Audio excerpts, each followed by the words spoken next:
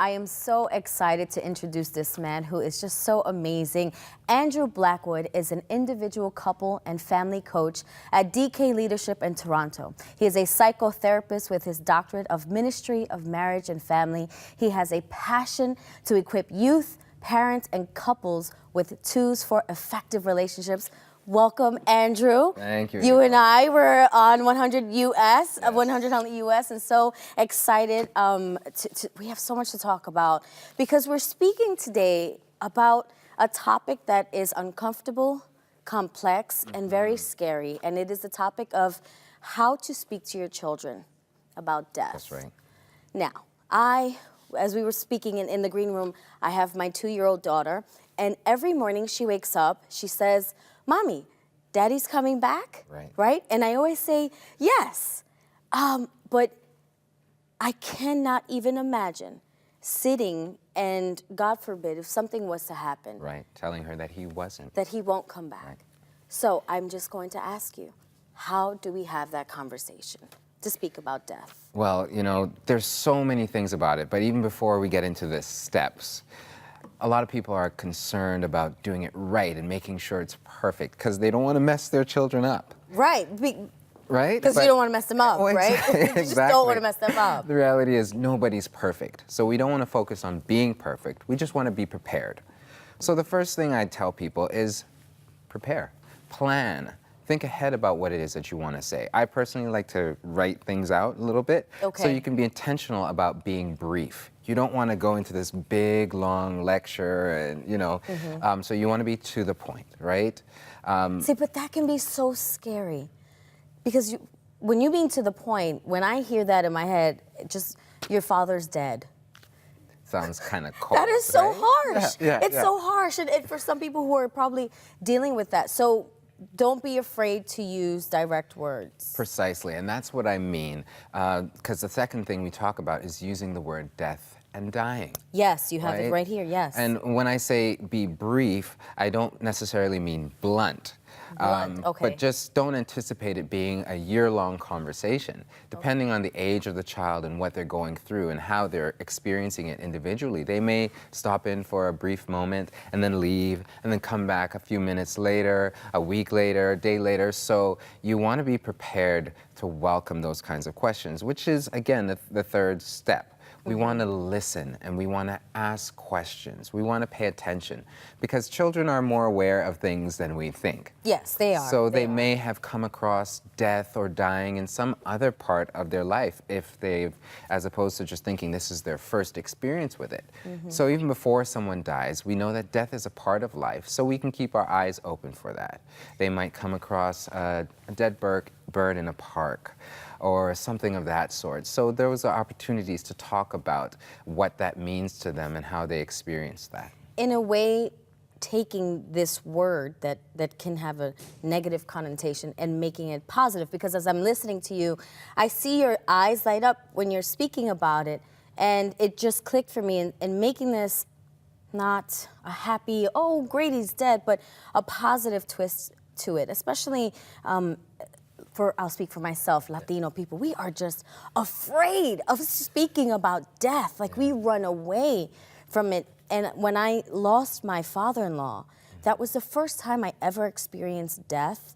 And I was a believer. And it drove me to ask so many questions. And even in my community of people, they were still like, oh, you know, God is good, he's in a better place.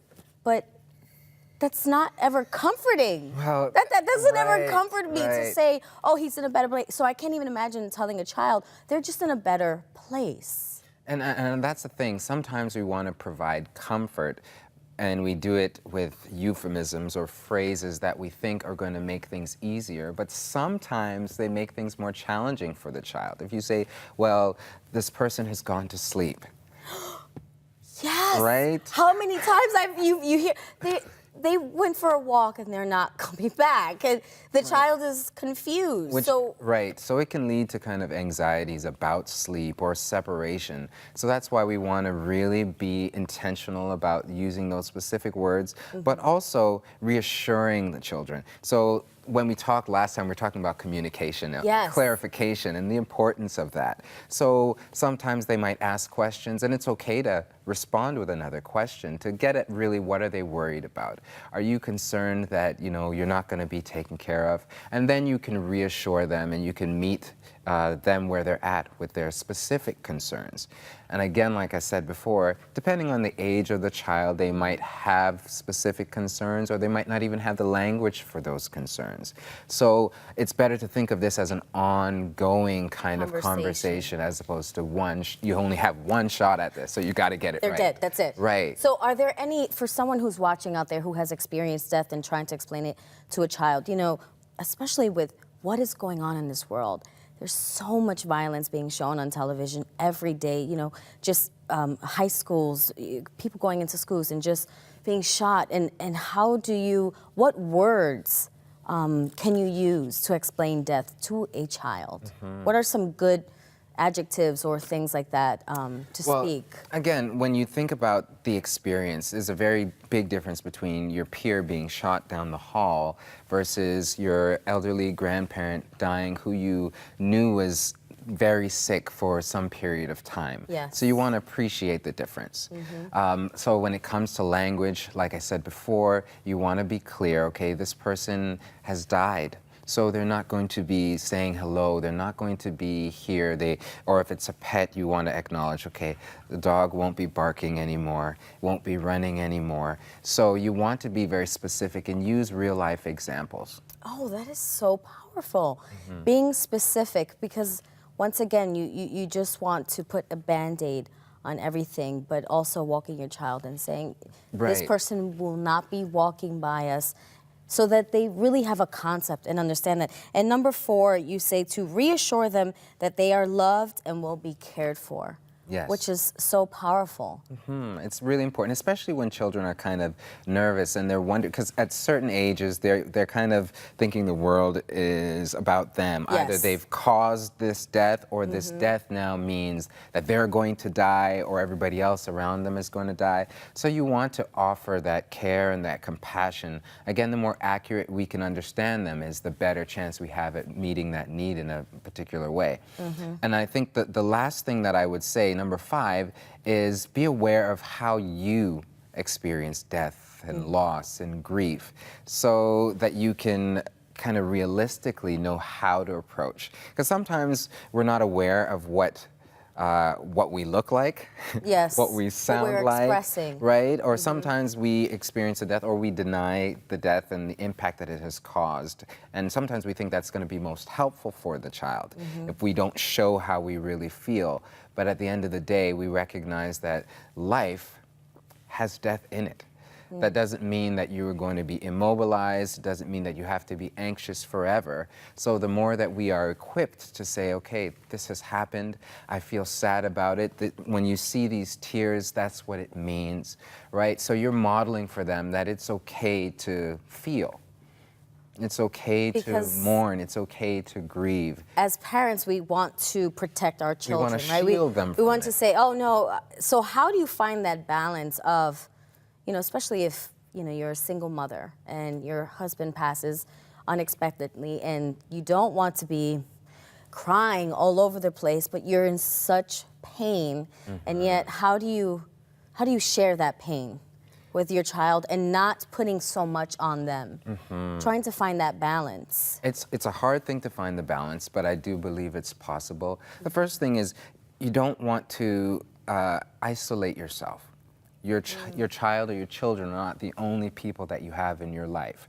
So kind of being aware of what resources that you have, whether it's church or it's other helpful friends or helpful family members, you want to kind of appropriate what you're sharing and how you're sharing with it. I think there's a difference between being intentional and keeping a secret, right? Yeah, and secrets can actually do more damaging Precisely. Like they always do more damaging because Right. you're thinking, well, it's not going to affect them now. Right. I won't tell them. I won't tell them. I'm protecting them. Because they're so perceptive. Children, they pick They up on are. things, right? They know are. something's different. They might not be are. able to tell you what it is, Yes. but they know. They feel things, just like a Exactly. pet feels things. And even going back to that conversation, because I have a little Chihuahua, and I lost her for 2 months, and it was, I thought I was going to lose my mind. And my daughter has such a close relationship with Bambi. That's my little doggy. Bambi, if something was to happen to Bambi, how do you even have a conversation about a pet? I mean, I'm going back, but because I just know how important pets are to people and to kids. How do you have that?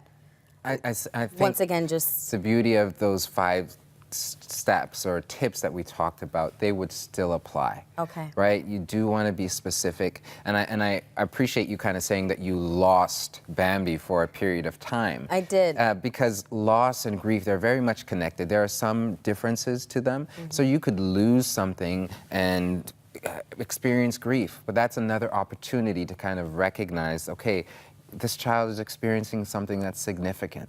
Right? So we don't have to wait till somebody or something dies to start to acknowledge that grief is a part of life. It's okay. It's even healthy to express that sadness about this item or this thing that you lost, because it has value. So that when they do experience a really significant loss of a person, this is not the first time that they've kind of started to incorporate the idea of loss or sadness or death in their life. It becomes a part of their vocabulary so that they're more prepared for it. And they're not in shock, and they're not left, just... At least not as much, Not right? as much. Right. Yeah, because it's just so...